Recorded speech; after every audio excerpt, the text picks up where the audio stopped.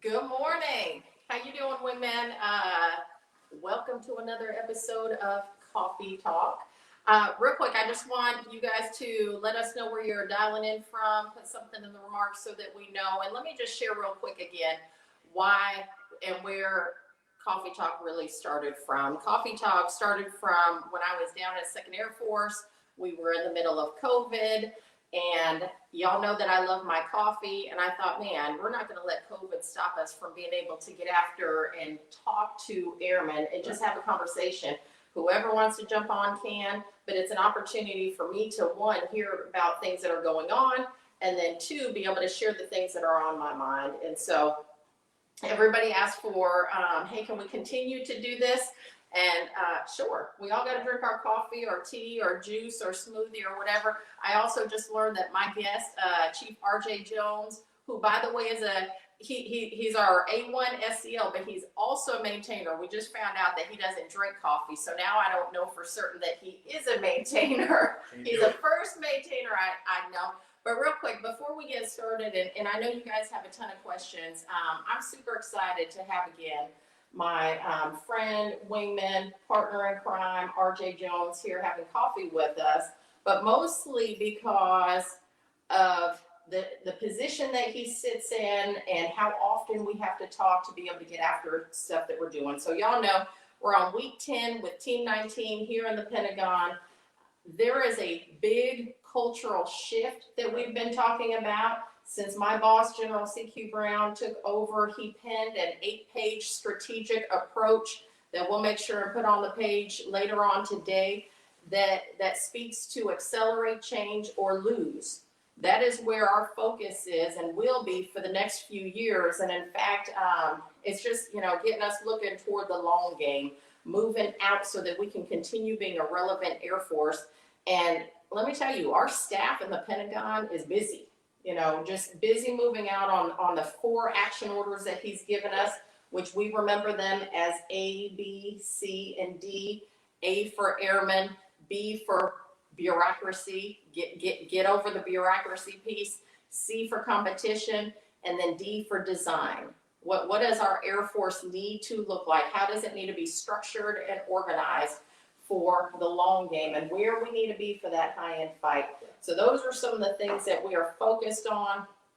Most things that fall under action order A and B really fall under your boss, General Kelly. And again, I can't say how excited I am that he has a senior enlisted leader who is advocating on behalf of all of the enlisted force for all things people operations. And that's what I call it, because the things that are important to me in terms of our focus areas are people, readiness, and culture. And every single thing that has to do with people falls in your lane, RJ. So with that, I'm just gonna talk. There's a few things that we're gonna want to talk about, and I know there's a ton of stuff that's on your mind. But one of the things that I hear often when we talk about people, and when we talk about you matter, we're getting after things, I always get hit up by maintainers on maintainer manning, 2 alpha manning. Yeah, you say you care about us, but we're about to lose our SRBs. We don't have the manning that we need to. What's your thoughts on all of that? So being a 2 alpha, obviously, as you talked about, Chief Master of the Air Force, 2 alpha manning over, the Air Force made a concerted effort, right, to increase maintenance manning over the past couple of years. And that has been done in a very successful way, right? To the point where as though overall maintenance manning is above 100%. Yeah. Now, overall, all the different shred outs. Overall, air maintenance manning is above 100%. But what that doesn't mean is that there's not pockets inside of manning, inside of maintenance manning, that is below 100%. That's 80% or even 70%, right? And for those AFSCs, we have to do a better job of getting folks to retrain into them, and then also do a better job of retaining them as well. But when we look at the overall manning and the overall manning numbers for maintenance, what we gotta also realize is that as the strategic level in half A1, General Kelly is looking at maintenance manning at 102%. That is just when we're talking about the overall numbers. There is still a responsibility, and there's still a different viewpoint that some of our leaders at tactical and operational levels have to look at the manning that they have and figure out if it's correct, figure out if it's accurate, right? Figure out if they have enough 5 levels, if they have enough 7 levels, figure out if they have them doing the things that they're supposed to be doing, right? And then also as a maintainer myself, there is a point in the dialogue and the conversation where we have to realize that when we look at the books and we see 100% manning, like what are we doing as leaders, senior NCOs to communicate to our airmen and to our NCOs? No, our manning is actually what the book says it is, what the books say it's supposed to be. And then we have to execute this manning a little bit different, or we have to execute the responsibilities of the manning a little bit differently, right? And that was something that I came up to when I was a group chief, and I showed up at my base and I looked at the manning and I kept hearing that my manning numbers were really, really bad. And then when we peeled the onion back, we looked at the manning, I was sitting at above 100% manning. But where I was off is that I had a whole bunch of 3 levels, not enough 5 levels, and definitely not enough 7 levels. So we have to make sure we're articulating the problem correctly. That way we can solve the actual problem, not parrot, the conversation that retention is pretty bad or manning is pretty low. Because right now, currently it's not. So that speaks to the importance of functional managers at every level really understanding manning. And I'll be honest, as a senior NCO, I don't feel like I did justice when I was a wing level functional manager of my career field, because man, manpower is complicated. And you don't know what you don't know. But I think to your point on, if we're at 102% overall, we probably need to figure out where are the pockets where we are appropriately manned or overmanned so that we can replenish some of the pockets that they're busting tail. Because I'm not, again, when I go out and I talk to maintainers, and I have my whole career, they're busting tail, man. 14 hour, 16-hour days. Same with our defenders. We know this. But, all right, hey, we have a question, so we're just going to get to it. We do. So first off, from Tremaine Niels, Chiefs, any talks on going back to 5-year increments of Air Force fitness component requirements instead of 10 years? So 5-year increments instead of 10 years. So if you're saying talks as that specific thing, I will tell you that it's dialogue, but it's not actually going on. What's actually about to happen, and it's going to happen the first week of December, is we're standing up the working group to work through what our fitness culture should be on behalf of Chief Master Sergeant Air Force, right? And in that, pretty much everything is on the table, right? And we're looking at increments, age increments. We're looking at options for cardio, options for strength, and we're pretty confident that we have the detachment of the abdominal circumference from the actual fitness test pretty much a done deal. So we'll see in the next month or two if that gets signed off with the help from the SG community and the A1 community coming together. But everything is on the table to try to make sure that we create the fit airmen that we need for the high-end fight. So long story, yes, we are looking at those things. In fact, I feel you, because when I was 39 years old, like I was like, doggone, I have to run, at just as fast as a 30-year-old, which I do. But anyway, we're looking at it. So that's a good question, right? Great question. So one of those things we might be looking at with PT is our next question from Laurel Barbuck. And is there any thought to extending the post-birth PT testing profile to 18 months to allow more time to heal and get back in shape? So I would tell you that specific question, I would tell you I would have to look to see what the working group specifically has in regards to that.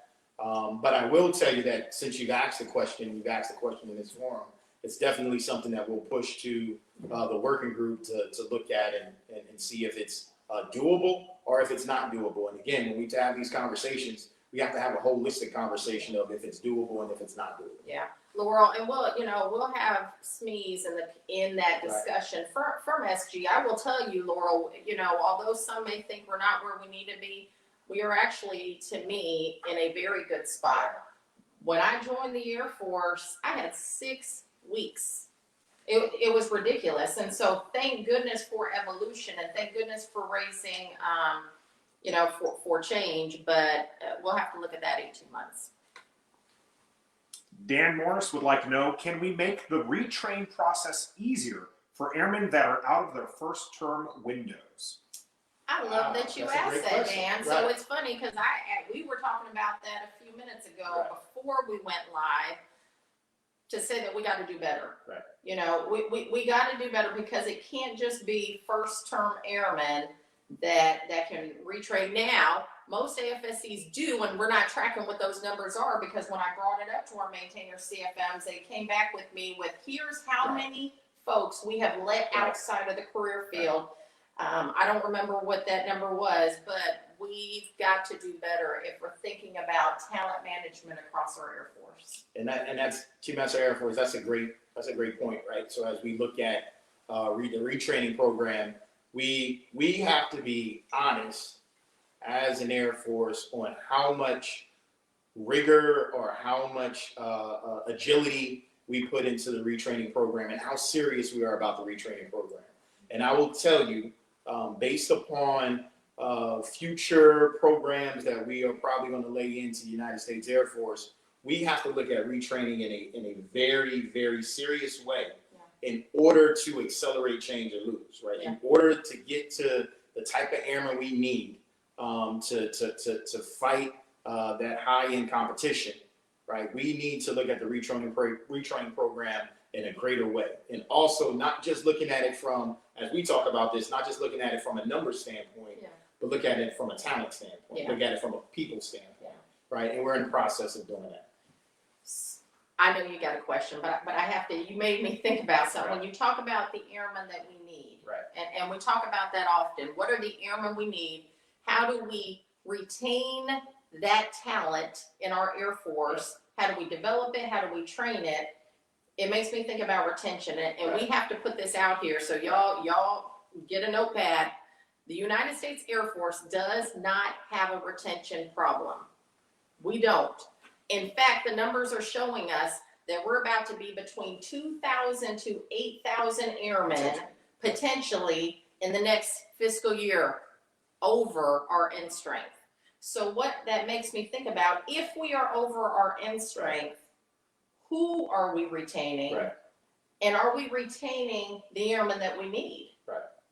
That's a tough discussion that we have to have with folks. And I know, because y'all are like, well, that's not what the Air Force Times says. Got it. Air Force Time didn't always give us most, factual information. However, my PAs are like, oh no, sorry, Air Force Times. Okay, it's not just Air Force Times. I'm just saying media in general. Now I got to clean it up. Okay, I'm trying to pull it back. Steve Losey, I love you, man. So listen,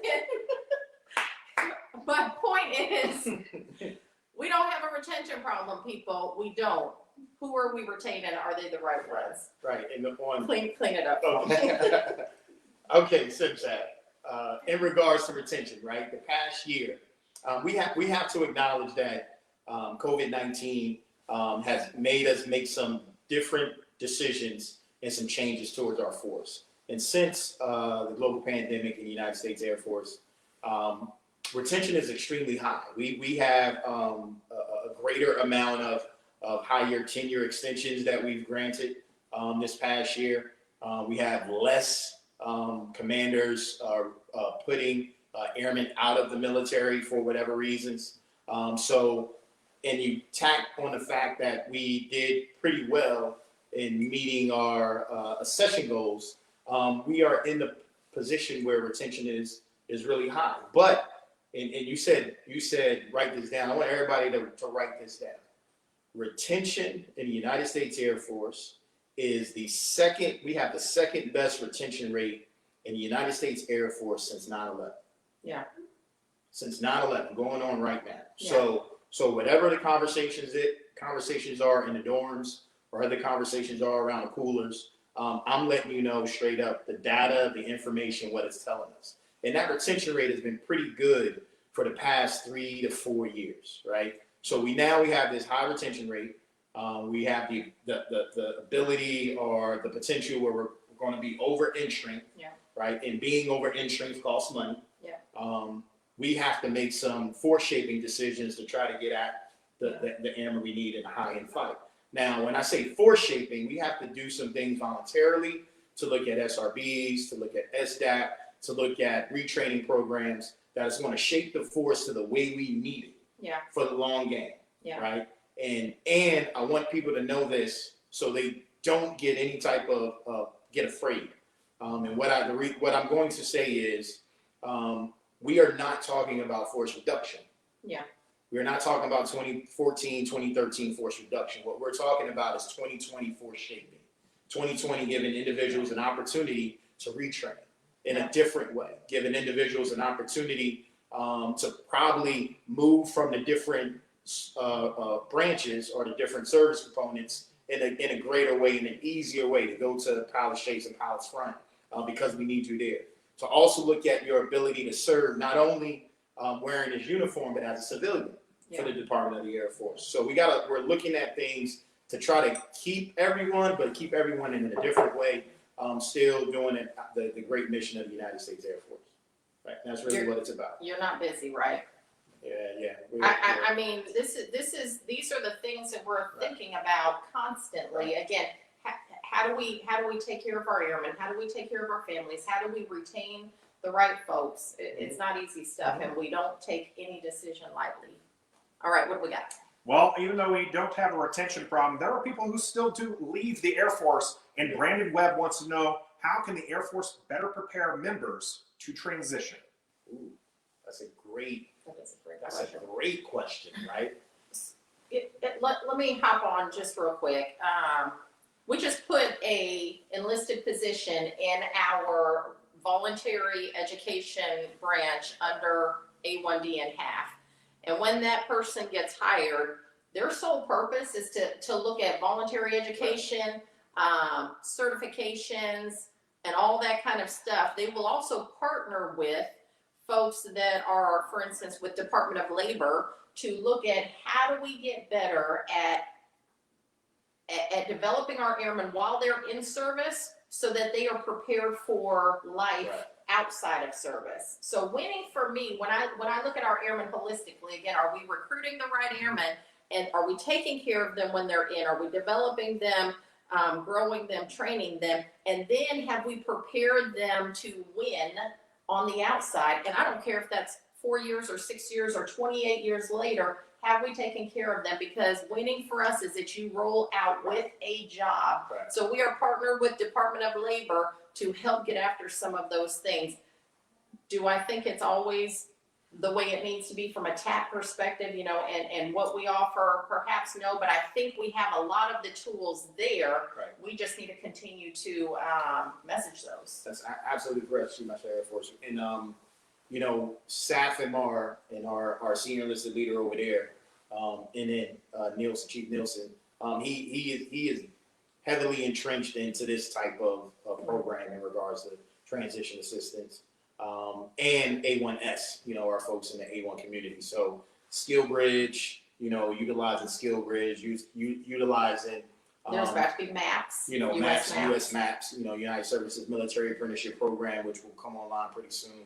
And then you said it, you hit the nail on the head when you talked about the fact that we are investing a chief enlisted position inside of A1PL to kind of work us and help us through on a lot of those things and build those relationships. I don't have the numbers on how much we invest into Air Force School, which was not a thing, again, years ago, and now it is, so that our airmen can get the certifications to help them, again, outside. I believe that number, and I'm known to have a pretty good memory, but I might be a little bit off.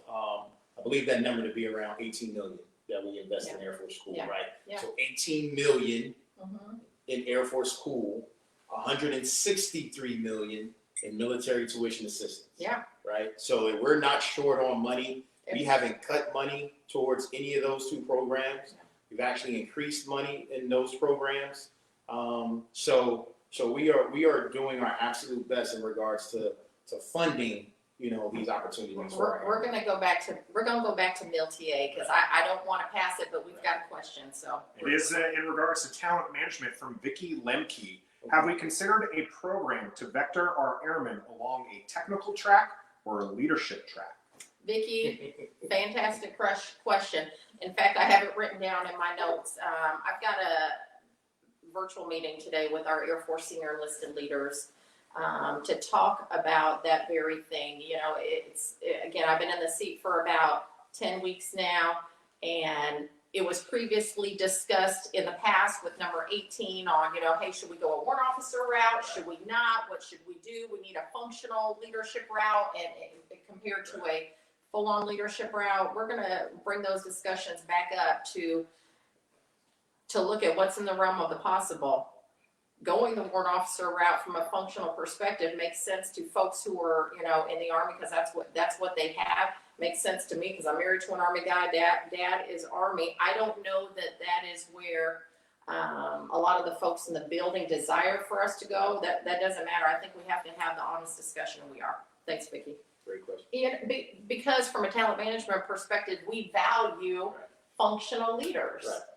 If a load master just wants to be the best load master, what's to say they shouldn't be? Right. Or on the officer side, we bring in folks who are just strong in STEM or are a scientist, but now you tap out at a certain level because you don't want to go be a commander. We've got to look broadly to be able to keep folks in who simply want to stay that functional route.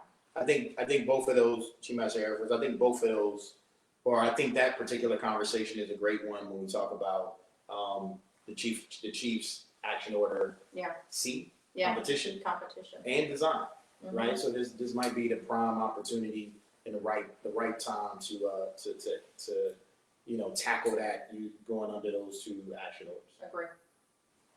Our next question comes from Gabriel Borkman, who knows that the uniform board is going on next week. What are some of the things that they are looking at during the uniform board? I got a whole thing.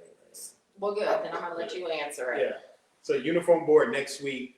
Great question, and way to pay attention to what's going on in the Air Force, right? So the uniform board going on next week is looking at a myriad of topics. The majority of topics that have consistently come up in 6 categories is beards, right? That's a big one that consistently is talked about. Our blues uniform. Another one that a lot of people will be interested to know what the outcome would be will be you all call it the baseball cap.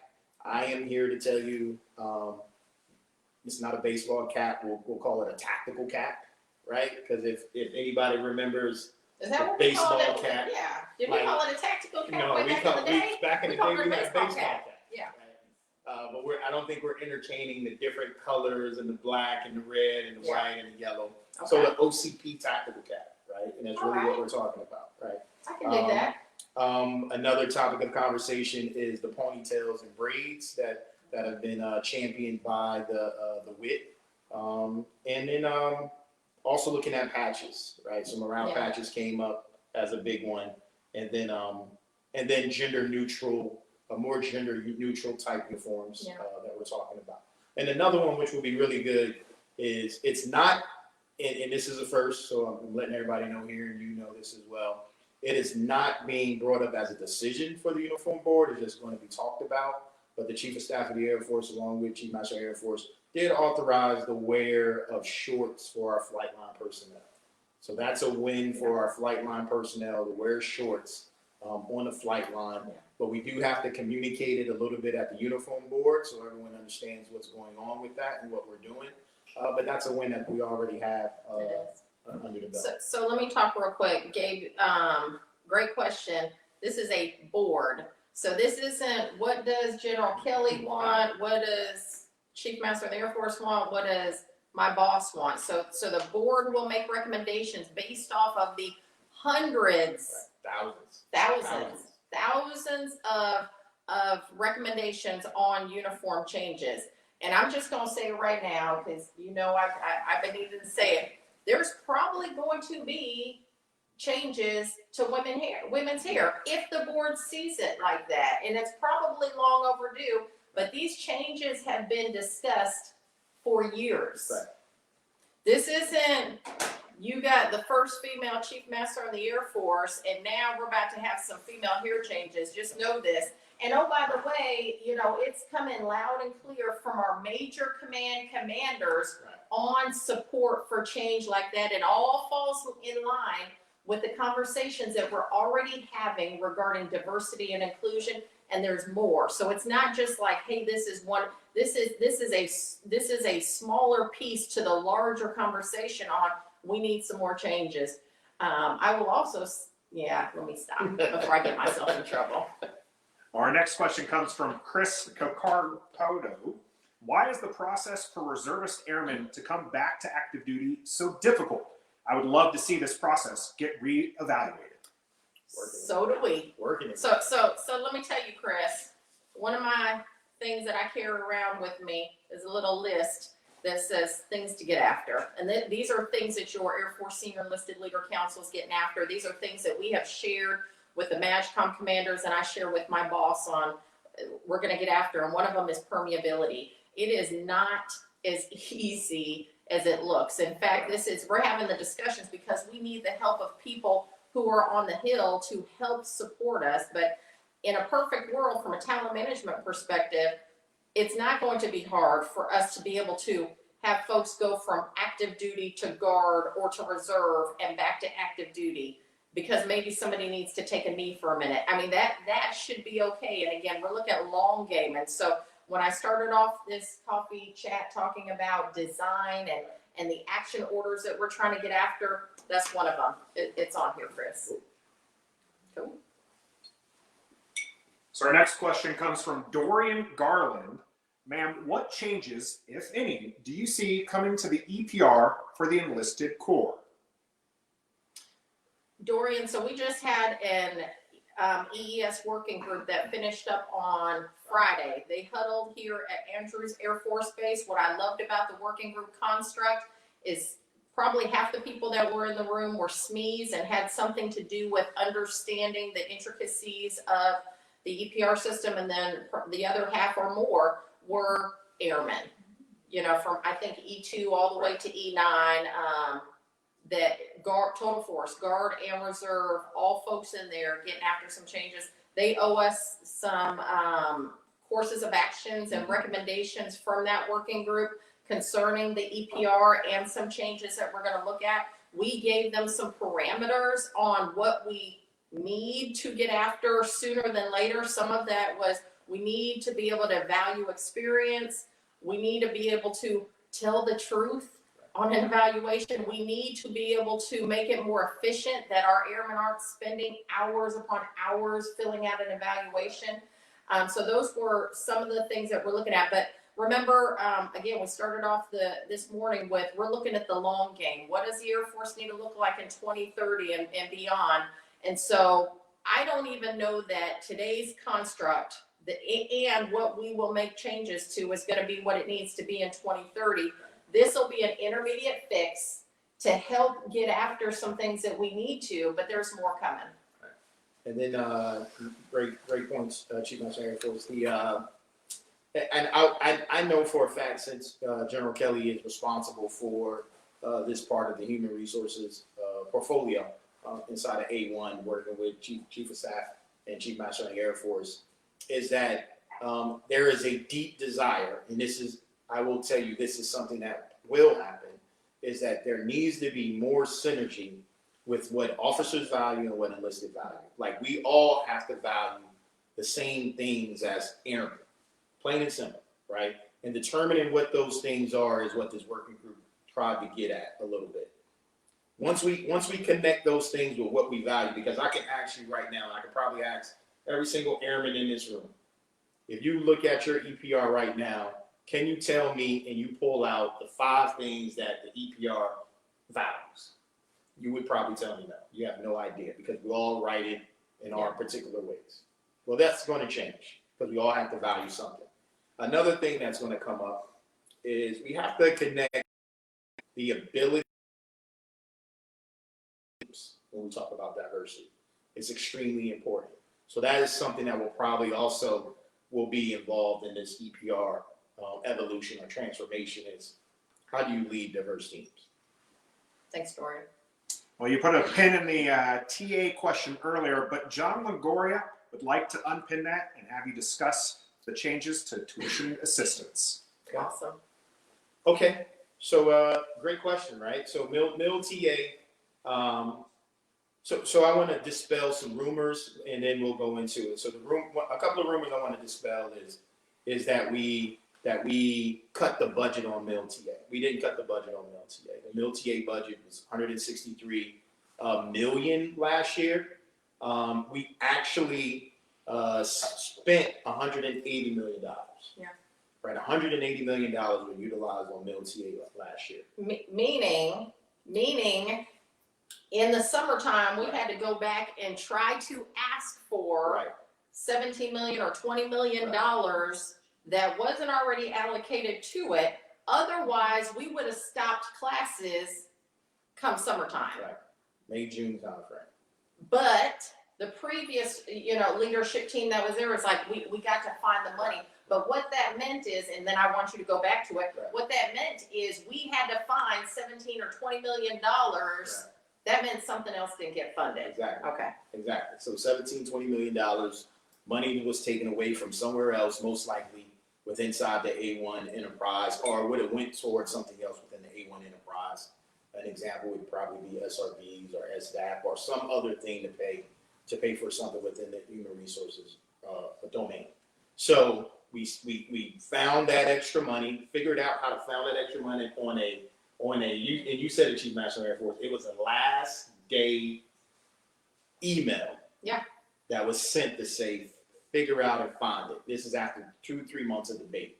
So we found that money. What we realized from a budget standpoint and from a spending standpoint is that we can't count on at the end of the year that we're going to be able to receive 20 million, 15 million, 10 million to be able to pay for this. So we had to put some measures in place. Some of the conversation was to only allow a certain amount of semester hours. And through dialogue with Chief Master Army Air Force, we felt as though that wasn't the correct thing to do because we were on that track. And then some of it was reducing the amount to roughly around $3,000, right? And then we realized we didn't want to be on that track as well. Another thing that was brought up was having a certain amount per quarter, which meant the sooner you got in to do your education, there's a high likelihood that each quarter it would have got turned off and some people wouldn't have been able to get their meal TA funded, right? So we didn't want to do that as well. And what we came up with, the best of all courses of actions was most airmen utilize $3,750 or less, except for about 20% who do exceed to the 4,000 plus amount, right? So we wanted to make sure that we covered the majority of airmen in the United States Air Force to be able to fund how much they normally utilize each year. And then with that 20%, inside of that 20%, if you have some sort of time constraint that's pushing you to be able to get that additional course, really what it is another course or another class, that we can do an exception to policy that will allow you to be able to get that additional $750, right? And that covers a good amount of that 20%. So, but we had to put some measures in place to make sure that we're able to have meal TA for everyone, not just the few, not just who got it quickly if we use another COA, but to try to make sure everyone utilize meal TA and be good resource, good stewards of the money in regards to what's appropriated, right? Now we can have the debate and we're going to look at next year what we can do, if we can change it, if we can make it more, or whatever the case may be. But this year we're operating under the $3,750. We will be able to cover most airmen. There will be exception to policies that's pretty much already signed off on when you send it up to your MAGCOM, if you look at the new Air Force Guidance Memorandum. And most airmen will be able to utilize their meal TA. What's funny is that when you look on social media and you see all of these airmen who say, well, this year I was going to use all 4,000 this year. Yeah. Maybe you were, maybe you wasn't. Right? Yeah. Have no idea. But if you were, and you running up to one of those time constraints, OTS, you know, you're about to get out, whatever the case may be, we'll make sure you get the 4,000. Exception to policies, we have them. On that note, let me also add this. The United States Air Force pays more in MIL-TA than any other service. That is a good news story. Right. I mean, more than of the our Army. more than the Army, who is significantly larger than us. And so I say that to say I love that, because that means our airmen are capitalizing on it. But at the end of the day, that is 100% tuition assistance, $37.50, and you have a GI Bill. Right. And you have cool. Right. And I mean, we could go on and on. And And here's what, from the social media perspective, RJ, that was most concerning to me watching this roll out is we had people really stressed out about this loss of $750 of an entitlement. But here's what was most disturbing. We're going to, because I already told y'all, we're looking at long game. We are going to have to make some tough decisions in the United States Air Force. My boss is looking at those tough decisions we're going to have to make in fiscal year 22 and beyond. And we can't get shook at something like that. Man, again, when we look at our aging infrastructure, lack of, you know, all of our airframes are antiques practically. And we're looking at how do we maintain our readiness and how do we get after the Air Force we need. We can't get shook over $750. So Of 100%. 100%, right? When we came in at 75% too, 75% is still a good deal. So as you said, 100%, $3,750, and regardless if it takes you a year or 2 years or 3 years, it's to fund you to get a bachelor's degree, and for some folks a master's degree, right? So it's still going to fund you to get your degree. It's just going to take you maybe a half a year longer to be able to do it. And again, if you are up against some sort of time crunch, you can get the exception to policy. And I want to keep reiterating that you can get the exception to policy to get that money. And to echo what you're talking about in regards to some tough decisions. Yeah. You know, expectations of a flat line in end strength, a flat line in manpower. That means we're not increasing the size of the United States Air Force. So we got to figure out how we're going to utilize that manpower if we circle that conversation back to what we're going to do, right? Yeah. And then because of flatline and strength, potentially flatline budget. Yeah. Right. So we gotta really figure out the best way to utilize the money that we have, the money that we're going to receive, right? And that's going to require some creative thinking. That's going to require us to dust off some old programs that we used to run and try to update them and make them better, like CJRs.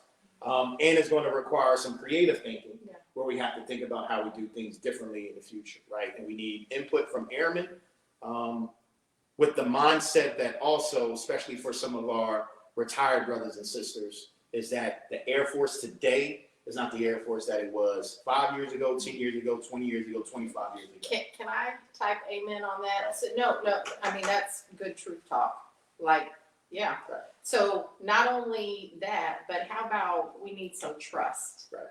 We need some trust that your senior leaders 100% are looking at how do we take care of airmen and families, yet balance that with the Air Force that we need.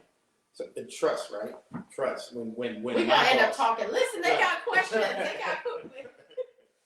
Well, as we move on from the TA talk, it's Nick Ortiz that wants to talk about moves. Chiefs, what are your thoughts on implementing a stateside DROS?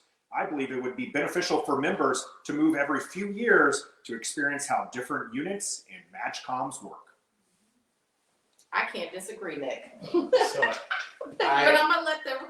Wow. Right. So assignments, which is in General Kelly's portfolio and the A1 portfolio, right? I think it makes really good sense to do, right? When you talk about experience. I then say to you, how much does that cost? Like, how much does that cost in a PCS budget? Again, we don't operate from the standpoint of an unlimited bank account, right? We have a certain amount of money that's appropriated and we figure out how we do it. A really good thing is what's getting ready to come online within the next year is enlisted in talent marketplace. Yeah. And that's going to give us an opportunity to do assignments differently for the enlisted force. What it also does is it allows us an opportunity for General Kelly, who communicated to AFPC, a branch of the A1 community, which was relook at how you do all enlisted assignments. Like what used to be the drivers maybe are not the drivers anymore, right? We need to relook at how we do enlisted assignments. So be on the lookout for Talent Marketplace. Your officers have already been doing it, and then it's going to push over our way. What I will say, though, to Nick's point, I don't think it's okay, again, unless there's extenuating circumstances, for airmen should just be stuck at a base for 5 years, 7 years, 10 years, which I've heard happens. It gets challenging when you're in the AFSCs where your base can only go to these places. So we've got to figure that piece out. Hey, so Chief Master Air Force, here's where leadership, right, has to jump in. When we are faced with an airman or an NCO who's been at an assignment for 5, 6 years, and for whatever reason the assignment system is not giving them an assignment, that is where chiefs should call each other up and try to work things out with other chiefs to try to make some things happen, right? That is the charge of us as Chief Master Sergeants, to have those conversations, to use those connections, to establish those relationships, to be able to utilize those great powers of influence that we have on behalf of situations like that. And not even just chiefs. I did that as a squadron. I did that as a squadron superintendent. That is squadron level business to take care of your folks. Or if you're a master sergeant, senior NCO, flight chief, that's taking care of your people. Great point. Our next question comes from William Wood. How do we empower those being led to support effective leaders? Phrased differently, how do we get bottom-up input into the evaluations of leadership?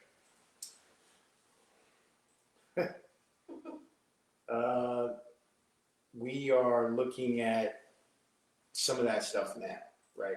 All I can say is we're looking at some of that stuff now. So how do you get subordinates' inputs into the data points of an evaluation system?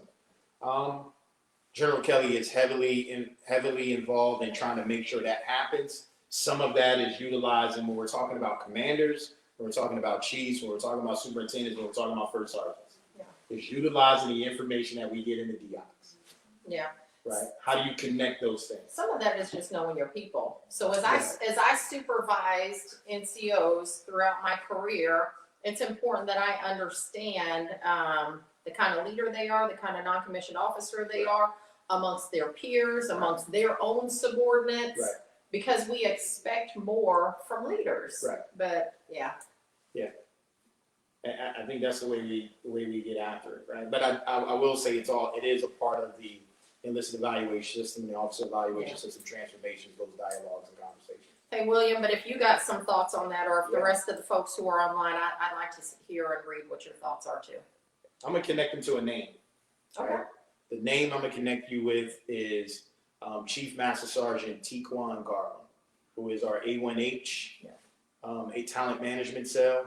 And those are the individuals who are responsible with trying to help transform and evolve the evaluation system for officers and enlisted. So you have that name, connect with them. All right, our next question comes from Dustin Taylor, who wants to continue along with the enlisted evaluation system and says that he finds that it would be very beneficial to eliminate testing for all grades. Are we looking at going to a board process? Hey, Dustin, at this time, we are not looking at eliminating testing for our NCOs, but that doesn't mean that it's not going to go there, because again, there's nothing off the table when it comes to where do we need to be in the future. Again, it's not something that we've looked at from the short term right now. I think we've got some other things that we're looking at that we want to move out quicker on, but if it comes to be that we need to relook at that, then we will. I will say that the A1 is looking at some other things that I think will be beneficial to the force. I don't want to get ahead of myself. I will just say, Chief Master Air Force, to Taylor, we are looking at everything's on the table, and also on the table is if and when we continue testing, are we testing you on the right things? Yeah. Right. So maybe we need to test for things that are a little bit different, like decision making, like situational based testing. Right. Yeah. So that is something that has been that's being looked at and discussed. Not necessarily the removal of all testing, but it is inside of. I would say it's in the COAs. Yeah. But everything's being looked at. Yeah. Right. Everything. All right, so we talked earlier about moving more often, but Jake Wireman wants to know whether or not we can expand home basing and in-place base of preference options to allow airmen to stay in current locations. You know, from a talent management perspective, Jake, while I would agree to a certain extent, I also think that there is a loss of experience when you simply stay at one location. Now, it works well for our Guard and Reserve brothers and sisters, and but I don't know, again, there's nothing off the table. Maybe that is an option. However, sometimes you're challenged because, again, you lose out on so much experience when you have an opportunity to go to X, Y, and Z, that your records are just not going to hold water against somebody who has had an opportunity to serve at all sorts of different levels. And at some point you might just tap out. I mean, there might not be options for you if you're home based somewhere. So what I've seen, and there's nothing wrong, right? And so it's, I mean, we just had the conversation about moving more, and now we have the conversation about staying. What I've seen a lot with people who stay at one location for a long time is that the moment they entrench, they don't want to leave. Yeah. Right. And when you don't want to leave, what happens is an erosion of that experience. Yeah. Erosion of being able to look at things with a different perspective, because you've only seen it done this way at that location. Yeah. And sometimes that's not beneficial. Sometimes it can be. It depends. But it all depends, right? It's tough. It depends. It all depends. So maybe that's an option, right? So hit me up. Yeah. Hit me up, and I'll connect you with when we put together the assignment working group down there at AFPC, and I'll connect you with the right people. Yeah. To get your thought across. All right, next one's more of a note. Today is National Day of the Deployed. Would you like to share any words with our deployed members who might be watching? Absolutely. Let me tell you, I have a lot of friends that are deployed downrange right now, and I try to make it part of my weekly battle rhythm that on Saturdays I reach out to those folks to let them know how much I appreciate them, and I pass that on to them to pass on to their formations. But to every single person who is deployed, but we also have a lot of service members who are deployed in place here in the CONUS or otherwise overseas. Thanks for what you do every day. You guys are fighting the fight so that we can sleep well at night. And most importantly, thanks to your families for the sacrifice that they have. We know it. You know, the Bass family knows it well. My husband did 5 one-year tours. 5 one-year tours, together. We know the life. And so it's a huge sacrifice, especially to your family. So can't thank you guys enough. Right. Yeah. Hey, I am a product of 14 deployments in my military career. Me being an aircraft maintainer, right, and a fighter squadron guy. That's a lot of deployments. I've been away from my family. What I will tell you is, man, thank you. Right. Thank you for the sacrifice. Thank you for your service. Thank you for getting after it. And then in a special shout out to the last unit that I deployed with was the 335th Fighter Squadron. So nothing but love out there for the Chiefs, Wampum, KTB, BTS. They know what that means. KTTB. Okay. Yeah. TJ Northcutt wants to know, when can we expect an upgrade or move away from our dated systems like MilPDS and Athos that we rely so heavily on? TJ. That's the question of the century. Yeah. So here's what I'm going to tell you on the systems front. Apparently, there's like 116 or so more human resource database systems. Yes. Crazy. The problem is they all own a piece of information, a record of some sort that belongs to you and I. Otherwise, we'd love to let go of them. I will tell you that our SAF CIO is looking intently at what are the legacy systems and how do we get rid of them. We talked about, like getting rid of Mill PDS. We've been talking about it for years and years and years. For whatever reason, it is just not that simple because it owns so much data and it's so archaic. Yeah. Cool. TJ, that's a sensitive subject. We got to get there, and I have faith in our CIO folks that it's going to happen. But yeah, when is Mill PDS going to be gone? I don't know. So funny thing on human resources is a lot in the A1 portfolio, right? Yeah. And some of this is in the A1 portfolio. AFIPS, we are expecting AFIPS hopefully to be up and running by the summer. What's AFIPS mean So to the everybody Air who Force doesn't know? Integrated Personnel and Pay System, kind of no PDS type stuff. MyPERS, a lot of stuff that AFPC does, we expect that thing to be up and running. And we're talking about all of these systems within the human resources enterprise. We're trying to bring the majority of them down into 6 major systems, 5 to 6, right? And I might get them all wrong, but AFIPS, you currently operate on one, which is MyVector, right? And MyVector and that talent marketplace, your assignments are going to be on that. Slickums is in that for our senior leaders. DT board, your career for managers use MyVector. So MyVector is going to be a huge one. So I'm letting everyone know out there, if you're not familiar with MyVector, you should be. Because a lot of the things that you're going to have to do and a lot of information that's out there is going to be in MyVector and is currently in MyVector now. Joint Talent Tracking Management System, right? The new JTT TMS that's going to account for your joint experience, where you can update that stuff. That's in the MyVector platform. You have the HCM, Oracle-based system, CRM. Hey man, There's a whole bunch. There's 5 or 6 of them. It's a sore subject, TJ, but yeah, we got to get better. We're getting there. We're getting there slowly. Well, we brought up deployments earlier, and Jason says, can we discuss airman readiness and any changes to the AEF process, teaming and ensuring all airmen are ready to respond all in? Yeah.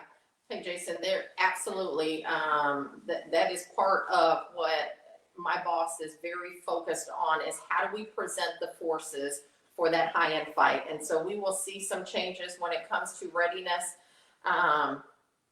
The challenge is how do we look at readiness from a perspective of we're not going to have the same fight that we've been fighting for the last 20 years. So what is readiness today? What is readiness in the future?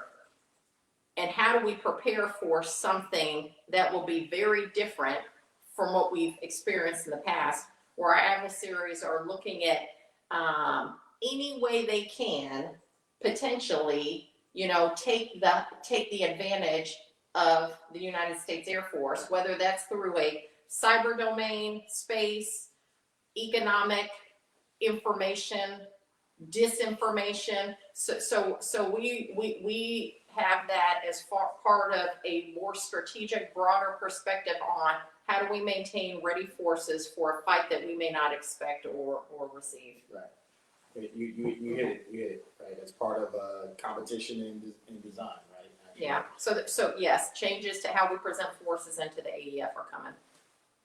Our last question for today comes from Stephen Agar.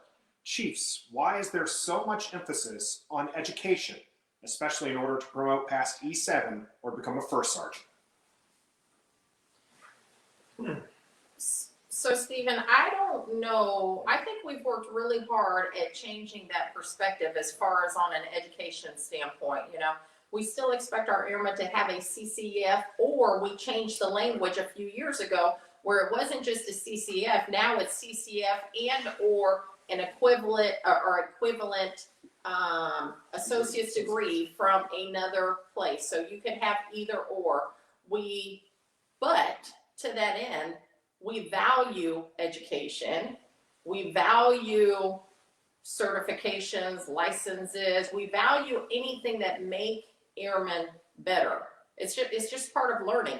As senior NCOs, as NCOs, as any airman, when you can broaden who you are just by learning, I mean, what a great thing that is. So I think we've changed that narrative quite a bit on you have to have X, Y, or Z. I don't see at all, from my perspective, where you have, nobody's saying you have to have a bachelor's degree or a master's degree or anything like that, but we still value, you know, a 2-year degree. And I think that we value that because it makes you a better holistic person, makes you a better airman, and makes you a better leader for your folks.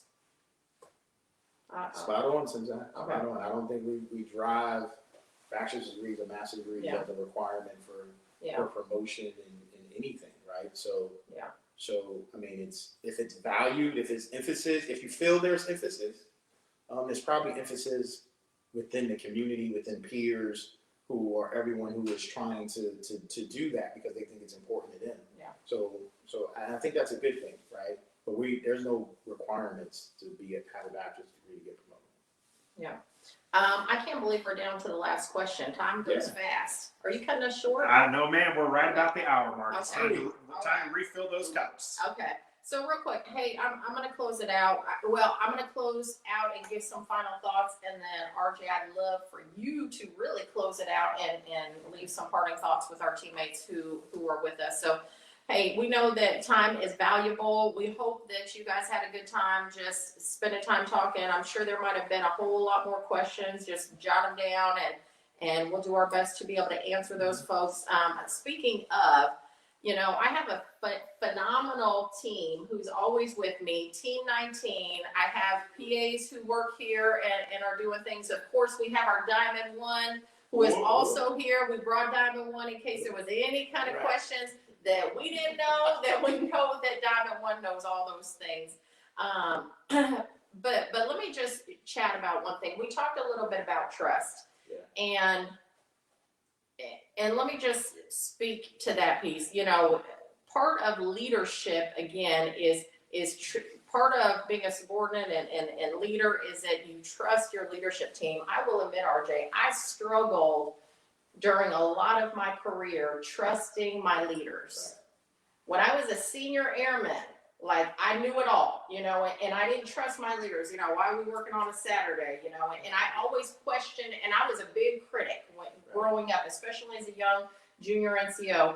Until then, I became, you know, that leader. And I'm like, wow, you know, when at each leadership level you grow into, your sphere of influence grows more and more and more.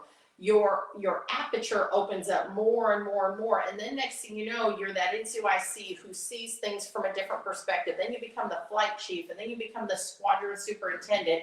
And the more information you get, the more your aperture grows. And then, you know, and same with our officers and our civilians as well. You just continue to grow. I guess what my point in all of that is, hey, teammates, we need you all to have some trust in the system until I can. And oh, by the way, this is my second tour at the Pentagon. Before I came here the first time, I was like, man, these people at the Pentagon don't know what they're doing. They don't have a clue what's going on in the field. And so my lack of trust, I'm just being real, my lack of trust was not there. And then I come work at the Pentagon, and I'm like, man, these are great Americans who care a lot about service members and their families. I need you guys to know that more than anything. I also need you to not be part of the hype. When you see stuff on social media, it is probably, there's some truth to that, but there's a lot of untruth to it. And that's that disinformation piece. Let me tell you, there were 3 articles written about me in the last week. You know, one of them, you know, cannabis, all sorts of crazy stuff. And when I read it, I'm like, wow, that was cute, you know, because only about 10% of it is accurate. And then they got better. Then 50% became, you know, so all that to say, there's a lot of disinformation. Trust your leaders. I promise you, you know, we are constantly thinking, how can we take care of our force, balancing out what we've got to do with the Air Force that we've got to become. It's complicated.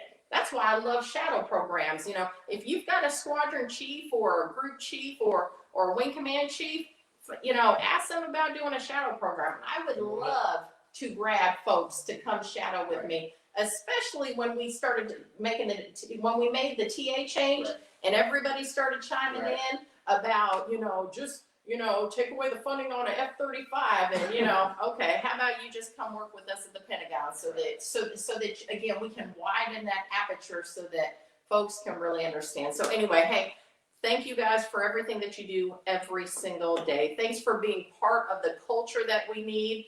Thanks for empowering airmen. Thanks for valuing each other. Thanks for taking care of each other. The one topic that we didn't get after, and we didn't get after resiliency. We didn't get after suicides. You want to talk a little bit about it? I can. Okay. We can't not, because people are also like, hey, how about you guys get on some subjects that matter, like suicide. Suicide is a cultural thing, not, Societal. yeah. Okay. Right. I'm going to turn it over to you real quick. Okay, so we'll talk. I'll close with resiliency, right? So, and suicides. It's a disheartening thing to have this dialogue and have to talk about suicides just in general, right? We are tracking at, I believe, at 109 suicides, on pace to eclipse our mark from last year. And frankly, that's not a race you wanna win. That's not a race you wanna be in, whatsoever. So the fact that we have to talk about that is sad in itself. In that, there are some things that are going on that we have to get after and that we're getting after. And one of them is a resiliency summit, right? You say, well, what's a summit and what's going on with that? Well, it's going to be the first time that we've had the opportunity to bring all these different elements and all these different components, stakeholders who all play a role in how we take care of airmen, right? And we're talking about our A1 communities, our SG communities, our MFLACs, our first sergeants, our AFRCs, the list can go on, and our mental health experts, on and on and on. We have to bring all these communities together to try to figure out how do we help airmen and help families better. Yeah. So we're going to bring these groups together. We're going to communicate. We're going to talk. We're going to figure out the gaps. We're going to figure out the impasses in which we can try to close these to try to take care of airmen and families a whole lot better than what we have thus far. And it's not as if we haven't taken care of families. We just want to do a better job. So we're going to do that. Another thing in regards to this is we have to understand that resiliency is not just the responsibility of the leader, right? Or the Pentagon. Resiliency is a responsibility of all airmen. I am responsible for my own resiliency as well, right? And I'm responsible for that, and I'm responsible for my mental health. And we have to look at mental health as not being a taboo thing, but mental health being a necessary thing, just like any other facets of my health. My annual checkups. I should get annual checkups in regards to how my brain works, what's my self-identification with myself, how I feel about myself, et cetera, et cetera. So mental health has to have a different viewpoint, and hopefully that's what this resiliency summit is going to talk about as well. So just continue to take care of each other, right? We're family, and I love every single one of you. Just continue to take care of one another. I am always here for you, whether as a chief, whether as the A1 SCL, whether as an airman. If you hit me up on email, for anyone who knows me, I will always do my best to reply back to you. I will always do my best to try to get you information that you need. I don't have a huge social media presence. I'm on social media for my family. Yeah. But anybody that knows me knows that if you email me, RJ will give you the answer. RJ will tell you the truth. RJ will have real talk with you. Yeah. That's what Chief Jones would do. So I want to close out by saying, Chief Master Air Force, thank you for having me. Cool. On this stage with you. I greatly appreciate you, not only as my friend, not only as my sister, but as my Chief Master in the Air Force. That's what I'm talking about. All right, people, you got this. We got you. Can't wait to see you next time. I'm excited for my next guest already, too. But anyway, y'all take care. Have a great Air Force Day. Cool.